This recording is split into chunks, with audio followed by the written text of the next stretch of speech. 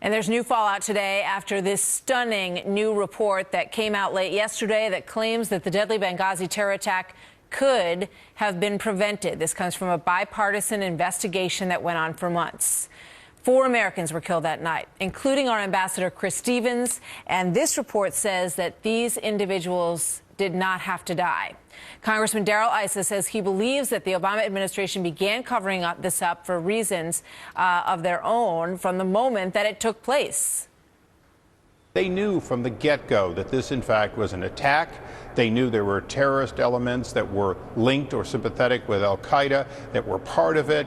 And they continue to try to spin this for whatever reason, first to help the president get reelected, and now perhaps to help bolster this myth that Hillary Clinton was a good Secretary of State, when in fact we didn't do well and we haven't done well under her leadership. Joined now by Doug Schoen, former advisor to President Bill Clinton, and Monica Crowley, radio talk show host. Both, of course, are Fox News contributors. You know, I'm struck when Darrell Issa is talking there.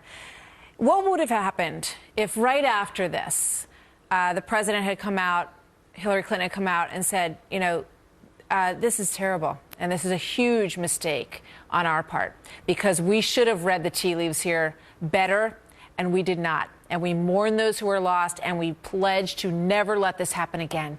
Would this have been over? You know, it may not have been over, but it certainly would not have the hemorrhaging political effect that it's now having on President Obama, his administration, and the likely Democratic nominee in 2016, Hillary Clinton. One of the big lessons of major political scandals is, from Watergate straight through to this, is that when something catastrophic happens, the lesson is that you come forward, you tell the American people and the world the truth, you do what you need to do to try to rectify the problem immediately. That's how you staunch the political bleeding. In this case, I mean, no politician ever learns this lesson, and in this case, you have 4 dead Americans here. You have a report saying within 15 minutes this administration knew this was a terror attack, and still for weeks they went out and perpetrated a lie. How different would our interviews with Mrs. Smith be, right? Sean Smith's mom, who we've had on several times.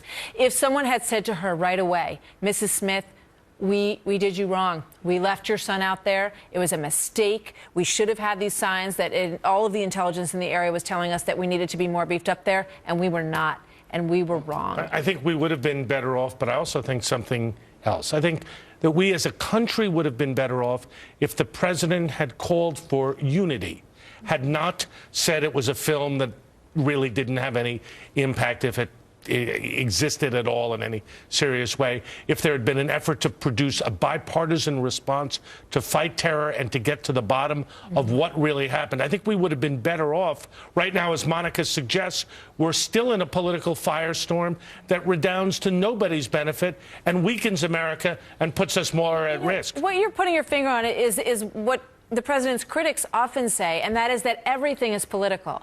And you know, not sort of rising above the politics and being presidential, some would say, and saying, look, we're going to make this right. I mean, the other opportunity for that, as we're learning in this report, Monica, would have been to have read the tea leaves before the fact, to not have been concerned about how it looked, and to have, I mean, wouldn't it have looked much better if they had been properly secured and those guys came to the door and they took them all out? Right. I mean, wouldn't that have been a terrorism win? It's called leadership. And this is something we've heard from Secretary Gates with his new memoir over the last week or so, that everything this administration does is done through a political lens. Here you have 4 dead Americans. We know they knew within 15 minutes this was a terror attack. Now we know, which we already had some proof of, that they had put in repeated multiple requests for beefed up security. This Chris particular Stevens denied report, security twice, though, which was another thing that we learned but this report, too, Martha, protects the president, protects Hillary Clinton. This is a grossly political report in that they're trying to do everything they can to insulate the 2 people who are at the top of the political and national security food chain, who should have been responsible. The buck does stop with them, and they're doing everything they can to protect them. You know, the other thing that strikes me this week is that we have watched, and who knows who the 2 candidates will be. There's a million variations of this before we actually get there. But, you know, you look at Hillary Clinton, you look at Chris Christie, both have dealt with, you know, some difficulties that could be brought along with them through that process. Doug, compare these 2 situations, and do they stick to these 2 individuals? Well, look, Hillary, I think, will be the Democratic nominee should she run, and I expect her to run. This will hurt her in the general election, almost certainly with independents and Republicans, but that's well down the way. I think Christie has faced an immediate, direct hit to his credibility and his likelihood of being even a candidate. It's going to be pretty tough given the investigation of the ads and, of course, the investigation of the lane closings. I think the ad investigation has been put down for the most part at this point. So. Well, for now, but look, I think there is some smoke there. I'm not sure you can get away with $2 million over the low bidder to promote the governor in an election year. Well, you know what? American political history is replete with comebacks, and if this is the worst they have on Chris Christie, if he's not tied to this in any way, can't be shown to lie about this, I think it's better that this thing blow up now than, say, right before the Iowa caucuses, for example.